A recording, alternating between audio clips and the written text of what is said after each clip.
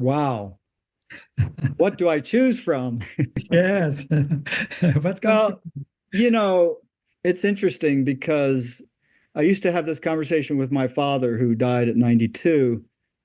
I would say he was constantly optimistic about everything. He had seen so many cycles in his life, that I would come to him, I'd say, "Oh my God, the world is falling apart. This is what's happening." He'd say, "Well, hang on.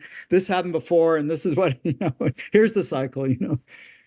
And I like to say that I'm not terribly optimistic, but I'm extremely hopeful. And I think if you don't have hope, you have no. To get out of bed each day. So this is very important. We have to maintain hope. And I see it in so many ways around me. And I see it in the little things and the little gestures. We Mm. tend to think it's the big ideas and the grand schemes and the big visions that are what's important in the world.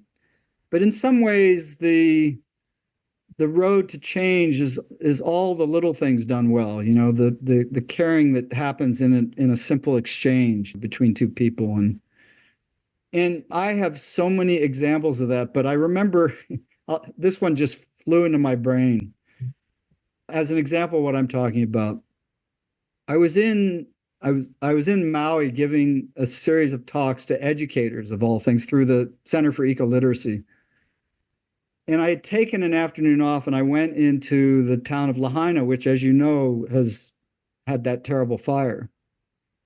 And I'm walking down the street, and it was about 3 o'clock in the afternoon, and school had just let out. And there was a man in his probably 60s that was in the middle of the road stopping traffic so that children could pass and go across the road after school.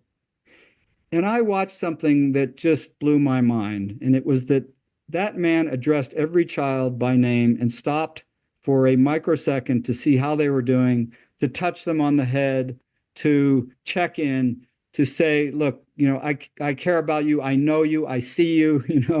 This was one could say, a mundane job, a job that some would say is not important. But in that moment, I saw how incredibly important it was what he was doing and how he was doing it.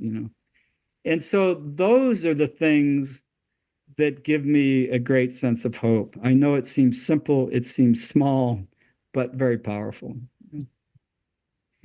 Sometimes I'll be watching a speaker and and I say, that's the time to end the talk. And then they'll go on. And I feel like that's it. Thank you, Michael, because it's just so beautiful and so true. And I go back to your story about your father and the neighbors and who may have not agreed on everything, but in that common humanity, or that person working the counter, selling the food in Vancouver, and the common humanity that comes when suddenly this is not a person off the street and this person is not some rich person, but we're just sharing our common humanity. And that's really the thing that gives us hope, isn't it? That we can share Absolutely. that common and listen to each other and listen to the land, which Yeah. has its own voice for us. Beautiful. Yeah. Thank you.